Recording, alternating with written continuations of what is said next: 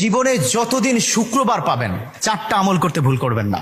আজকে শুক্রবার না, আমি জানি না 4টা আমল করেছেন কিনা বা করছেন কিনা, আপনারা মিলিয়ে নেবেন। যদি 4টা আমল আজকে না করে থাকেন, আজকে থেকে জীবনে যতদিন শুক্রবার পাবেন 4টি আমল করতে ভুল করবেন না। পারবো তো ইনশাআল্লাহ? ইনশাআল্লাহ। 1, দুরূদ পড়া। আবার বিশ্বনবী দুরূদ সম্পর্কে কত অসাধারণ কথা বলেছেন। একজন সাহাবা এসে বললেন, ইলা রাসূলুল্লাহ সাল্লাল্লাহু আলাইহি ওয়াসাল্লাম, ও নবী, আমি যদি আপনার প্রতি দিনের 1/3 ধরে দুরূদ শরীফ পড়ি আমি কি নিয়ামত পাবো?